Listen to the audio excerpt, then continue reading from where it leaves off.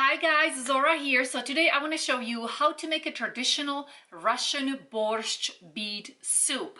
Yes, you don't have to remember that one. It's a borscht. That's a soup that I grew up on. This was also my father's favorite soup. And there was a place between Prague and Brno, which is a town in Moravia. And there was a restaurant somewhere in the middle of the road. And we always had to stop there. When we were with our parents on a family trip, that was my dad's like non-negotiable. He would like, we got to stop there for the borscht. So it's a traditional, I believe it's either Russian or it's coming from Ukraine. And it's a soup full of beets, full of cabbage. It's usually made with beef.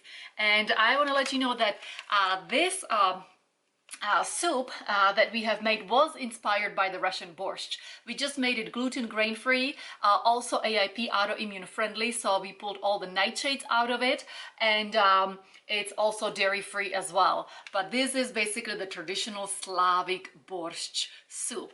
So let me tell you what we're gonna need. We're gonna need a little bit of olive oil.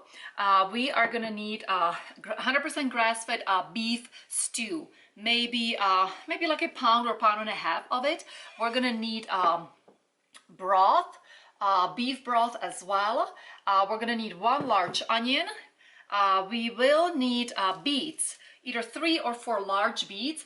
And if you happen to have these beautiful tops as well, you can put it in the soup too, or you can just keep it and stir fry it with kale, you know, a little bit of salt, a little bit of garlic, maybe lemon at the end. But definitely this would be something that my mom would feed to bunnies, or my grandma would feed to bunnies, but I don't have any bunnies here, so we're just gonna stir fry it and we're gonna eat it. Then you will also need few carrots. You will need few, just 1 sweet potato is enough, and a little bit of cabbage. The cabbage can be white or this dark purple one. Anything that's darker, any vegetable is darker, you know, white versus dark green or purple. The darker one will always be higher in nutrient density. So I would always grab the red one, the dark one. We will need a little bit of sea salt, and also we will put as a garnish some fresh dill. It smells really nice. So a little bit of dill as well. I am going to use a recipe that I'm going to try it in Instant Pot. I've actually never done it in Instant Pot, so we're going to see how that goes. Okay, so one more thing that we will also need, we will need a little bit, just a few tablespoons of white wine vinegar for the flavor. And one little tip with the beets. The beets will make your hands really dirty, and it's really hard to get the color off. So I usually use just a pair of plastic gloves to chop them and to deal with the beets. First, we're gonna brown the meat. Meanwhile, we're gonna prep the veggies, and let me just show you. Let's get started. Okay, so this is perfect. So we have let me get the olive oil. We need to take the olive oil. So we have the Instant Pot set to saute, and we're just gonna put a little bit of oil in it. Tiny bit of olive oil. Let it heat for a little bit. And now we're gonna put this beautiful piece of meat in it, and we're gonna brown it for a few minutes. We will also add the onions with it as well. Just gonna put the beef right there, and it's gonna brown for about 5 minutes. So as this is browning really nicely, we're gonna just turn it around.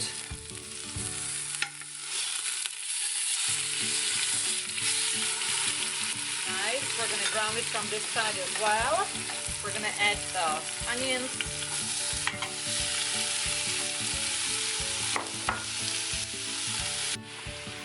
Okay, so the meat is really nicely browned from all sides, the onions also. Now we're gonna put maybe, I don't know, maybe 3 cups of the beef broth in it. I think I had about 6 here, so maybe half of this. Just a bit, so there is enough liquid. And now we're gonna close the Instant Pot, and we're gonna set it. So we'll turn it off first, cancel it, close it, and now I'm gonna set it on the high pressure. Okay, so here it is. So let's do on a pressure cook, high pressure, let's do like 45 minutes. So in 45 minutes, the beef is gonna be nice and tender, high pressure, starred, And meanwhile, we can prep up all the veggies that we need.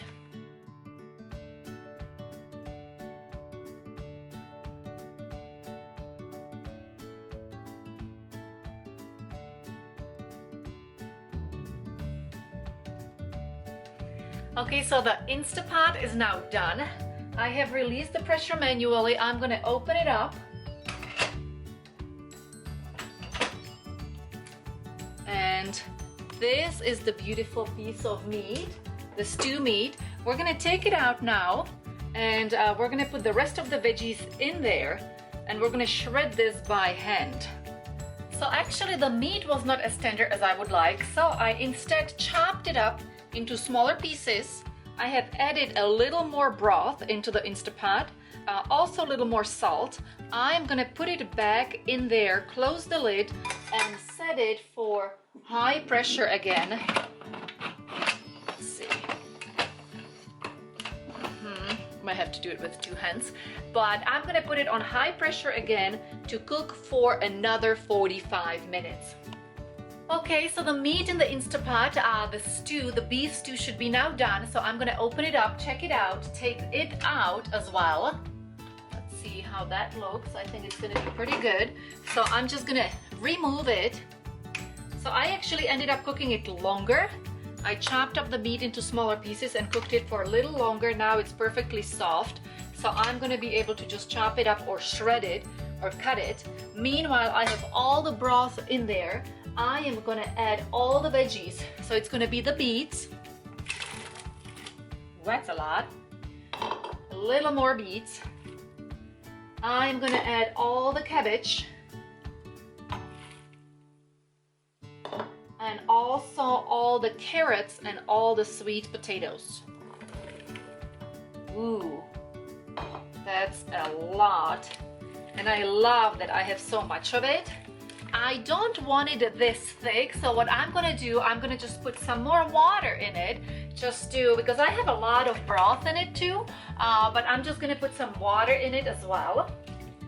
So let's pour some water in, just so I have as much as possible, because I really, you know, there's 5 of us now in the family, so I want to make sure we're gonna have this for tonight's dinner, and hopefully a bunch of leftovers also for tomorrow. I'm gonna add a little more water to it still. I will have to add some more sea salt, definitely. So there is some more sea salt, and that you just do based on taste. Now the recipe also, of course, calls for a little bit of white wine vinegar. So I'm going to start with 3 or 4 tablespoons. I mean, this is a lot, so maybe even 4 tablespoons. And I put it all in there. There is a bit of dill as well, and I left some of it just for garnish later. So as I said, this I'm going to put on pressure, high manual pressure, for another maybe 10 minutes. So the veggies cook really, really nicely and it will be tender. Then I'm gonna taste it, and meanwhile I'm gonna chop up this meat, and then I will just put everything together. Okay, so let's see if the veggies are now done. And I believe they will be, and I just want to show you the beautiful color. Like, everything turns so beautifully purple from the beets. I love it. So now I'm just gonna taste it. So I will put a little bit more salt in it, maybe a little tiny bit more vinegar, and I will add the chopped meat in it, and then it will be ready to be served. And there it is, beautiful Russian beet borscht.